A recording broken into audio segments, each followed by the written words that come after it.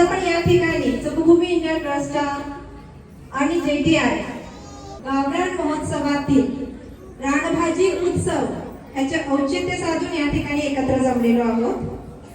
कोणत्याही शुभ कार्याची सुरुवात करायची झाली की आपल्याकडे परंपरा आहे की आपण आपली शुभ कार्याची सुरुवात ईश्वराच्या पूजनाने करत असतो। आणि आज आपण या ठिकाणी या विद्येच्या नगरीमध्ये आपण पाहिलं ही शाळा आहे बरोबर, आणि शाळा ही विद्येची नगरी असते। त्या विद्येच्या नगरीमध्ये जमलेलो आहोत आणि या विद्येची देवता माता सरस्वती यांचे खूप सुंदर मंदिर या ठिकाणी आहे। तर मी मान्यवरांना विनंती करते की आपण दीप प्रज्वलनासाठी सरस्वती मातेच्या मंदिरामध्ये आगमन करावे। या वीणा वरदंड वंदित करा, या श्वेत पद्मासना, या ब्रह्माच्युता शंकरा प्रभृती देवै सदा संस्था कार्यरत आहे। तसे जो उपक्रम आम्ही कोंडला परिसरातील 11 पाड्यांवर राबवले तेच प्रकल्प आपण केळठण परिसरातील ज्या परिसरात आपण आहोत, म्हणजे संस्थेचे 2 क्लस्टर आहेत, एक कोंडला क्लस्टर एक केळठण क्लस्टर। तर ह्या केळठण क्लस्टर मध्ये पवारपाडा, नेवाळपाडा आणि केळठणचा गुईरपाडा या 3 पाड्यांवर संस्था हे उपक्रम राबविणार आहे। आणि त्याची सुरुवात परमाकल्चर परसबाग, फूड फॉरेस्ट, वाडी प्रकल्प आणि फळझाडे लागवड यापासून आम्ही ऑलरेडी केलेली आहे। ही झाली संस्थेची थोडक्यात ओळख। यानंतर मी जगभूमी संस्थेच्या ट्रस्टी सपना पाटील मॅडम यांना विनंती करते की त्यांनी आजच्या कार्यक्रमाचा उद्देश आपल्या सर्वांना सांगावा। नमस्कार, माझं नाव सांगितलंच आहे तरी मी सपना पाटील, मला कोणीच ओळखत नाही बरोबर। माधुरी मॅडमने सांगितल्याप्रमाणे आज आपण गावरान महोत्सव साजरा करण्यासाठी जमलो आहोत बरोबर ना। या निसर्गाच्या सानिध्यामध्ये आज आपण दिवसभर साजरा करायचा की नाही हा बरं, साजरा करण्यासाठी आपण जमलेलो आहोत। रानभाज्यांबाबत सांगायचं झालं तर आपण जरी रानभाज्यांविषयी आपल्याला सखोल ज्ञान आणि भरभरून ज्ञान आपल्याकडे आहे बरोबर। आपण जरी जाडी जाडी पुस्तकं वाचली नाही किंवा कम्प्युटरचे ज्ञान आपल्याला नसेल, विज्ञानाचे ज्ञान नसेल किंवा जगात काय चाललंय याबद्दलही ज्ञान नसेल, पण आपल्याला या निसर्गाने आणि जंगलाने रानभाज्यांविषयी औषधी वनस्पती असो किंवा रानभाज्या असो किंवा जंगलातील इतर वनस्पती याविषयी भरघोस असं सखोल असं ज्ञान दिलं आहे बरोबर ना। ज्ञानाबरोबर सुख दिलं आहे, संपत्ती दिली आहे, खूप सारा खजिना दिला आहे ना, बोलत नाही पाठच्या महिला, दिला आहे ना आपल्याकडे ज्ञान तो। त्याचबरोबर आपण जेव्हा जंगलामध्ये जातो किंवा आपल्याला भाज्या बनवायच्या आहेत किंवा काय करायचं आहे तर आपण काय करतो, कोणती भाजी कुठे उगवेल याबद्दल आपल्याला माहिती आहे की नाही, कधी उगवेल त्याबद्दल पण आपल्याला माहिती आहे बरोबर ना। आलंबी कुठल्या पण दिवशी उगवते का, तो एक दिवस ठरलेला असतो बरोबर ना। शेवला कुठे उगवेल आपल्याला माहिती आहे हा, त्यावेळेस आपण बरोबर तो शोधत जात असतो की नाही हा। मग अशा भाज्यांचं ज्ञान, त्याच्यामध्ये काय औषधी गुणधर्म आहेत, त्याचा कसा उपयोग केला जाईल याचं ज्ञान आपल्याकडे आहे। त्याचबरोबर जर आपण शेवल्याची भाजी करणार आहे, आलंबीची भाजी करणार आहे, त्याचे दुष्परिणाम पण आहेत। शेवल्याची भाजी केली ते खाजवेल, त्यात काहीतरी टाकायला पाहिजे बरोबर ना, याचं ज्ञान आपल्याकडे आहे। आलंबीची भाजी काही वेळेस वेगवेगळ्या आलंबी असतात, त्याचं पोटातही दुखतं, उलट्याही होतात बरोबर। तर ती कोणती आलंबी खायची याचं ज्ञान कोणाकडे आहे, आपल्याकडे आहे। तसंच हे ज्ञान आपल्यापर्यंत न ठेवता, कोणापर्यंत, आपल्यापर्यंत न ठेवता आपल्या पुढील पिढीला किंवा ज्यांना कोणाला माहिती नाही जंगलाबद्दल माझ्यासारख्या यांना माहिती द्यायचं काम कोण करणार आहे बरं, आम्ही। नक्की मला प्रॉमिस करता की आम्ही या भाज्या आणि या जंगलाचं संवर्धन, संरक्षण, पुढील पिढीसाठी माहिती आणि भाज्या जतन करून ठेवण्याचं काम आम्ही करणार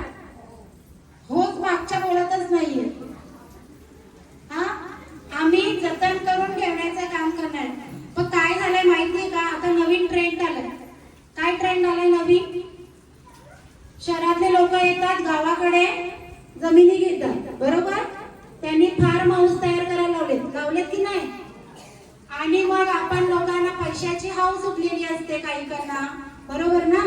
मग आपण आता इकडे मी बऱ्याच ठिकाणी बघते जंगलातले कंद त्यांच्यापर्यंत खोदून देऊन 2-3 पटीने जास्त पैसे दिले तर ते द्यायचं काम आपण करत आहोत, नाही? असतात महिला हळूहळू गाळातल्या गाळात असतायत. तर असं न करता आपण ते कंद, आपण जर कंदच काढून टाकले तर भाज्या कशा उरणार? जंगलामध्ये कसं काय राहील? राहणारच नाही. तर आपण असं न करता तेच बरोबर, पाऊस पडल्या कोणती भाजी उगवते बरं? टाकला. अंबाडी नाक्यावर काय झालं असेल या वर्षी? सगळ्या ठिकाणी नुसता टाकला सोडा सगळ्या भाज्या. जर आपण छोट्या छोट्या भाज्या, लहान कवड्या भाज्या आहेत त्याही जर नाक्यावर नेऊन नुसत्या विकतोय तर त्या बियाण्याला बी कुठून येईल? पुढच्या वर्षी जाऊन बघा, तिथे तुम्हाला टाकला दिसेल का?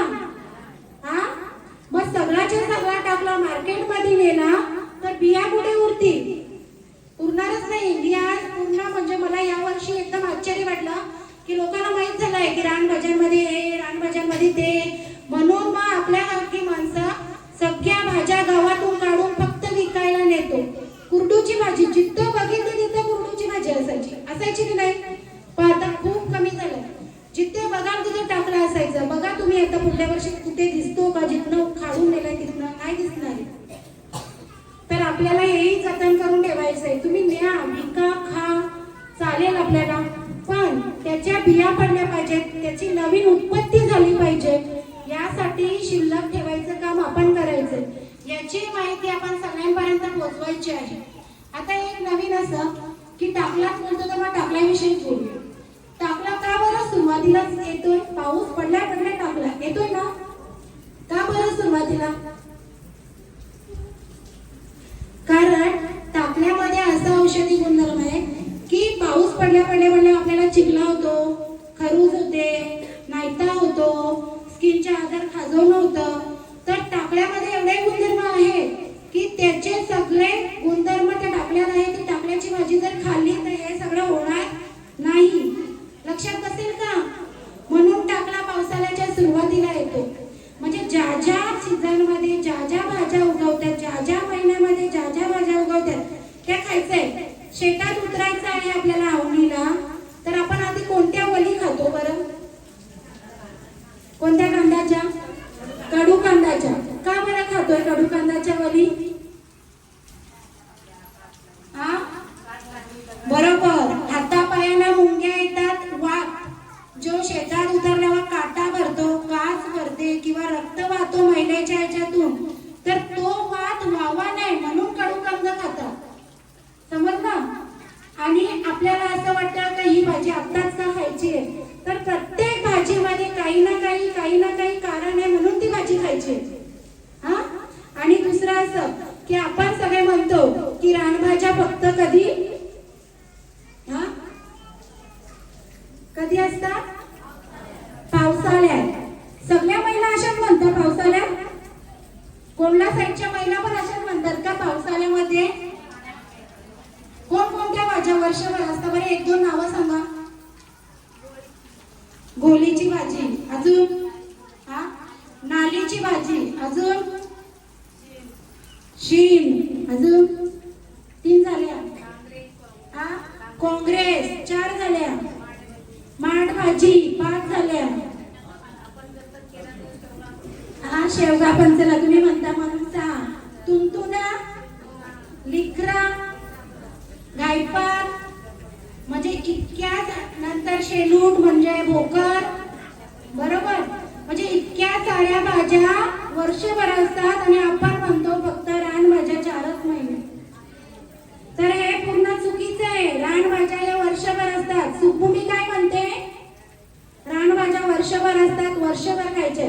तर मी आज तुम्हाला असं म्हणे की या ज्या भाज्यांची मी नावं सांगितली किंवा ज्या पावसाळ्यात भाज्या येतात, तुमच्या प्लॉटमध्ये, तुमच्या परसामध्ये किंवा तुमच्या शेतामध्ये थोडे कंद आणून लावा, नाहीतर या पूर्ण भाज्या नायनाट होणार आहेत ना. सगळ्या मिळणारच नाही. काही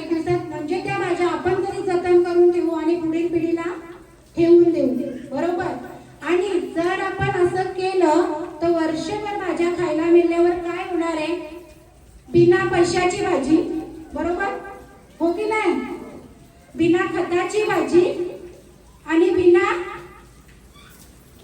एक अजून आहे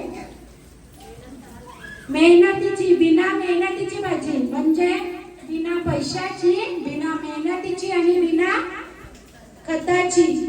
तर मग या भाज्या जर खाल्ल्या गेल्या तर काय होईल? आपलं आरोग्य उत्तम होईलच. आणि हे कोणाच्या हातात आहे? आपल्या. आणि आपण खाल्ल्यामुळे आपल्या कोणाचं काय होणार आहे? आपल्या पूर्ण कुटुंबाचं आरोग्य व्यवस्थित होणार आहे. कुटुंबाचं आरोग्य जर व्यवस्थित झालं तर गावच्या गाव सुखभूमीने जी घेतली ती गावच्या गाव असं होतील. गावच्या गाव झाल्या तर तालुके होतील, जिल्हे होतील, राज्य होतील आणि देश व्हायला वेळ लागणार नाही. म्हणून जो सुखभूमीचा उद्देश आहे की तुमच्या बरोबर या देशाचं समृद्धी, आरोग्य व्यवस्थित राहावं हीच आमची इच्छा आहे. थँक्यू. मॅडमनी सांगितलेला उद्देश आणि त्यांना आपण घेतलेला, त्यांना दिलेला शब्द तुम्ही बोललात ना, मग करणार? छान. यानंतर आपल्या संस्थेच्या मॅनेजिंग ट्रस्टी कृष्णा मॅडम यांना मी विनंती करते की त्यांनी 2 शब्द मनोगत आपल्या समोर व्यक्त करावे.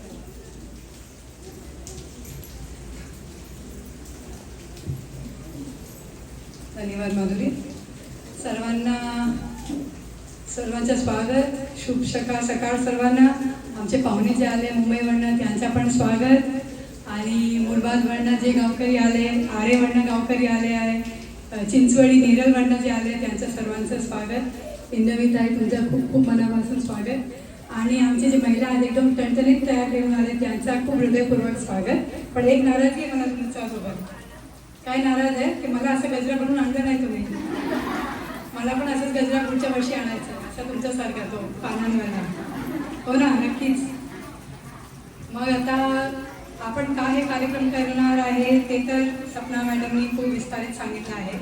आणि एवढे वर्षातून आपण करतात. तुम्ही लोक प्रत्येक वर्षी एवढे उत्साहून याच्यामध्ये सहभाग घेतात ते आमच्यासाठी खूप गर्वची पण गोष्ट आहे. आणि समाधान पण वाटतो की कुठेतरी आपला जो विषय आहे तो गरजेचा आहे. असं मला वाटते की आम्हाला असं नाही म्हणजे आम्ही तुम्हाला शिकवायला पाहिजे म्हणून तुम्ही येतात असं नाही. तुम्हाला स्वतःची एक हौस शिकण्याची म्हणून तुम्ही येतात.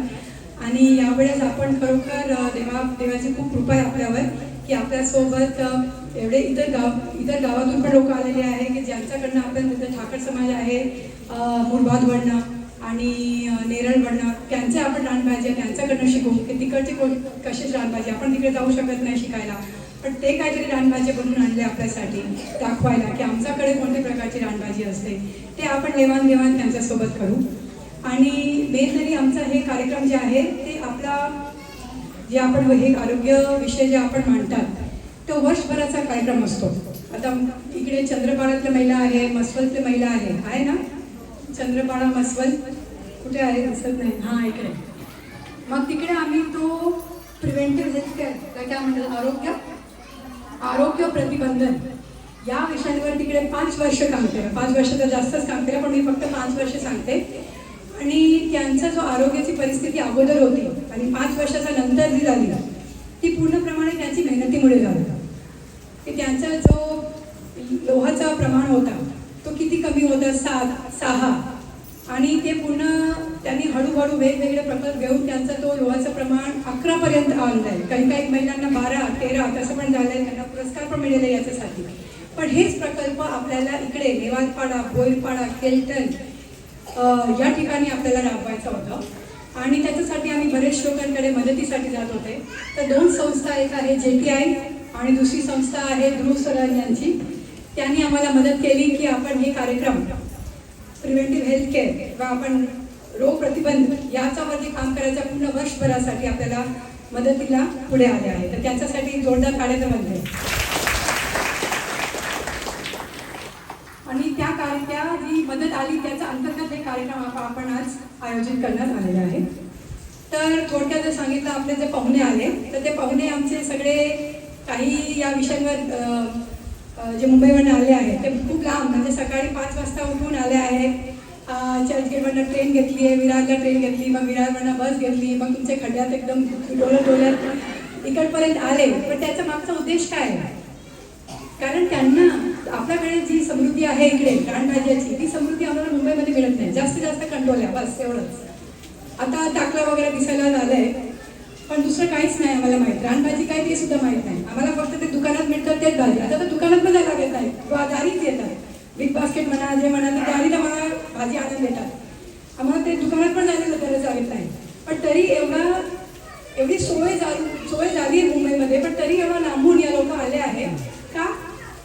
कारण ही जी आहे ती भाजी सर्वांना माहीत नाही. त्याची चव सुद्धा जर सांगायचं झालं की त्याची चव तुम्ही वर्णन करा, ते आम्हाला माहीतच नाही. आपल्याला वर्णन करायला फक्त 4 शब्द आहे: गोड आहे, खारट आहे, आंबट आहे किंवा कडू आहे. पण ही कधी भाजीमध्ये हे काय कोणत्याही वेगळ्या प्रकारच्या चव येतं आणि ते चवसाठी शब्द पण नाही आहे. मग अशा प्रकारच्या भाज्या कसे बनवतात, कुठे मिळते, ते सगळं त्यांना शिकायचं आहे, समजायचं आहे तुमच्याकडनं, आणि म्हणून ते आलेले आहे. आपल्यासोबत एक बाबूभाई करानी सर होते. तुम्हाला आठवण असेल, ते नेहमी कार्यक्रमाला असायचे. आम्हाला प्रत्येक ठिकाणी आम्हाला मार्गदर्शन देत राहिले. परसबाग हा विषय त्यांनी आम्हाला सल्ला दिली म्हणून आम्ही चालू केला. बरोबर 2008 सालीमध्ये 2008 आणि 7 त्या दरम्यान आम्ही परसबाग हा आमच्याकडे प्रकार होतच नाही. पण त्यांनी आम्हाला सांगितलं, जर महिलांची आरोग्याचं आपल्याला काम करायचं असेल तर सर्वात पहिला तुम्हाला त्यांच्या घरोघरी ते त्यांच्या दारीत परसबाग म्हणजे भाजीपाला असायला पाहिजे, असे तुम्ही प्रकल्प करा. आणि त्यांनी आम्हाला मार्गदर्शन दिलं. आणि आता आपल्याकडे 1000पर्यंत महिला आहेत जे परसबाग बनवतात. आणि हे पूर्ण श्रेय त्या बाबूभाई करानी यांना जातात. त्यांची भाची आज आपल्यासोबत आलेला आहे. रोहिणी मॅडम, तुम्ही एक फक्त हात. त्यांचा आम्हाला आभार व्यक्त करायची संधी आम्ही सोडत नाही, म्हणून आम्हाला तो संधी मिळाली आज तुम्ही आले म्हणून. तर आम्ही त्यांचा आभार परत व्यक्त करतात बाबूभाई यांचा. क्लेअर मॅडमला कोणी ओळखतात? क्लेअर मॅडम ओळखतात? बघितलं की नाही? क्लेअर मॅडम मोटरबाईकवर यायचे ते. फ्रान्सिसी मॅडम ओळखतात ना? त्यांची मला इकडे असं प्रत्येक संधीला अशी मला वाटते की अशी संधी घ्यावी की त्यांचे आभार मानावे. कारण 2001 पासून त्यांनी या ठिकाणी नुसतं मोटरबाईकवर गावी जाऊन प्रत्येक गावामध्ये पाणी व्यवस्थापन, शेतीविषयी एकटे होऊन त्यांनी काम चालू केलं. आम्ही तर खूप नंतर आलो त्यांच्या जोडीला, पण ते एकटे त्यांनी हे सगळं काम चालू केलं. जर त्यांचा हा विजन म्हणा किंवा त्यांचा हा उद्देश जर झाला नसता तर आम्ही इकडे आलो नसतो तुमच्याकडे. तर त्यांचा पण आम्हाला खूप खूप आभार आम्ही मानतात. मग आहे आमची सुभूमीची मंडळी, ज्यापासून सपना मॅडम तुम्ही ओळखतात, आमचे को-ट्रस्टी आहेत. त्यानंतर आमचे माधुरी मॅडम, दीपाली मॅडम, ते तिघे बहिणी आहे. आणि नेहमी मी त्यांच्या पालकांना सांगतात की असे तुम्ही काय तुमच्याकडे राज आहे की तुम्ही एवढी सुंदर मुलींनी तयार केल्या आहे की तेवढं समाजासाठी काम करतात. घराचं पण बघतात, समाजाचं पण बघतात, स्वतःचं गावाची कशी समृद्धी व्हायला पाहिजे ते बघतात. तर नक्कीच आम्ही त्यांच्या पालकांकडे काहीतरी शिकायला जायला पाहिजे की आम्ही आमची मुलांना कशी मोठी करू. हे तिघे बहिणी एवढा सुंदर प्रकल्प घेतात आणि एवढं काही सांगितल्यावर आम्हाला काही सांगायची गरज लागत नाही. ते आपोआप सगळं सुभूमीचा सगळे कार्यक्रम बघतात. तर माधुरी मॅडम, दीपाली मॅडम ते आमच्या शाळेचं पण कार्यक्रम बघतात, पर्यावरण शिक्षण. आणि त्याचसोबत माधुरी मॅडमचे तुम्ही बरेचसे गाणी, नाटक, पपेट शो तर बघितलंच असणार. मग आमच्यासोबत आहे रेखाताई, समताताई. कुठे तुम्ही? समताताई, रेखाताई इकडे. ते अगोदर तुमच्यासारखी इकडे बसायचे, म्हणजे ते आपल्यासारखी ग्रामस्थ होते. पण त्यांना अजून एक धाडस होती की काहीतरी आपण नवीन करू, आपल्या गावासाठी करू. आणि समताताईला तर अहिल्याबाई होळकर हा अवॉर्ड पण मिळालेला आहे त्यांच्या ग्रामपंचायतीकडनं ठाणे जिल्हा स्तरावर. आणि एवढा सुंदर ते काम करतात. आणि त्यांनी जे शिकले आमच्या सुभूमीसोबत आता जास्तीत जास्त महिलांपर्यंत घेऊन जातात. स्वतःचा त्यांचा परसबाग आहे, मोठा फूड फॉरेस्ट आहे. रेखाताई तुमचे नेवालपणातलेच आहे, ते तुम्ही ओळखतात. ते पण आता आमच्यासोबत फील्ड ऑफिसर म्हणून आहे आणि महिलांना मार्गदर्शन देतात.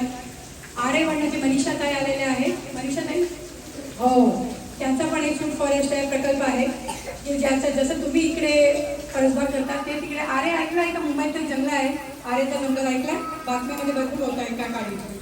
तर तिकडे पण वारली समाज आहे आणि तिकडे पण जसं आपल्या इकडे काम चालू आहे. अपर्णा मॅडम ही लोक येतात, आपल्याला मार्गदर्शन देतात.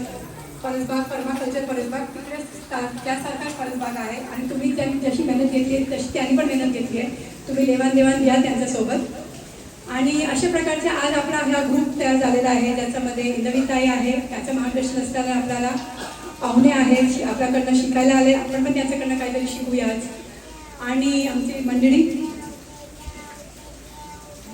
आणि हा आमची नवीन मी अजून त्यांना भेटले नाही आहे. मयुरी तुमचं स्वागत. मयुरी तुमचं पण स्वागत. आमचे नवीनच टीम मेंबर आहे, 1 महिना झालेला आहे. तुमचं खूप हृदयपूर्वक स्वागत. आता ह्या महिलांसोबत काम करायची तयारी आहे ना, गावागावामध्ये फिरायची. मी जेव्हा चालू केलं होतं हे काम 2006-07 मध्ये सायकल ठेवायची आणि मग नंतर स्कूटर पण ठेवलं होतं छोटासा, ते बंदच पडायचं नाही. मुलं यायची मला मदत करायला. मला अक्षरशः मराठी पण बोलायला येत नव्हतं. मी मराठी बोलत गुजराती हिंदी बोलायची. मग मुलांनी मला शिकवलं की आणि ते हसायचे मुलं पण की असं नाही, असं बोला, असं नाही. शाळेतली मुलं असं काहीतरी मला आई दिसतात. शाळेतल्या मुलांना आम्ही घेऊन जायचे सहलीला आणि सगळं. तसं आम्हाला हळूहळू शिकायचं आहे. तसं तुम्हाला पण करायचं आहे. बरोबर करणार ना? पण जास्त टाईम नाही घेणार. फक्त एक थोडक्यात सांगायचं आहे की आपला मेन दुसरा उद्देश या कार्यक्रमाचा इंदवीताई कडनं जे आपल्याला मार्गदर्शन घ्यायचं आहे तो खूप महत्त्वाचं मार्गदर्शन आहे. सामूहिक वन संरक्षण हा एक विषय तुम्ही कधी ऐकला आहे का? सामूहिक वन संरक्षण. आपण एकत्र आले की कोण होतात? समूह असते की नाही? मग समूह म्हणजे एकत्र येऊन वनाचं संरक्षण कसं करायचं त्याच्यावर मॅडम आपल्याला आज मार्गदर्शन देणार आहे. आणि त्यांच्यासोबत त्यांनी अशा प्रकारची समिती साधारण 15 गावामध्ये समिती बनवलेली आहे. आपल्याकडे 22 गाव आहे, तर त्यांनी 15 गावामध्ये ऑलरेडी अशी समिती बनवलेली आहे की प्रत्येक गावामध्ये आपापल्या जंगलाचं संरक्षण कसं करायचं ते काही गव्हर्नमेंटची वाट बघत नाही, ग्रामपंचायतीची वाट बघत नाही. आपोआप स्वतः जातात. कुठे गुरं जाणार चरायला, कुठे पाट्या आणायला आपण जाणार, अशा प्रकारे त्यांनी पूर्णपणे नकाशा बनवलेले आहे आणि त्यानुसार ते जंगलाचा संरक्षण करणार. ते जास्त विस्तारित मॅडम आपल्याला सांगतील. तर आपल्यासोबत त्यांचे राजेंद्र सोंगट शिरवाडी ह्या गाव त्यांचे जे आहे ते पण त्यांचे सदस्य आहेत ज्यांनी अशा प्रकारचे सामूहिक वन व्यवस्थापन समिती तयार केलेली आहे. रामचंद्र वाघ मोहवाडी हा सगळे गाव जे आहे ते मुरबाद शहापूर या ठिकाणी आहे. आणि आपल्याला त्यांच्याकडनं शिकायचं आहे की कशा प्रकारे आपण पण इकडे अशी प्रकारची समिती करूया आणि त्यांच्याकडनं मार्गदर्शन घेऊया की अशी समितीच्या माध्यमातून आपण आपल्या इकडच्या जंगलाचा संरक्षण करूया. हे आज आपला खास साजरा सोबत करण्याचा उद्देश आहे.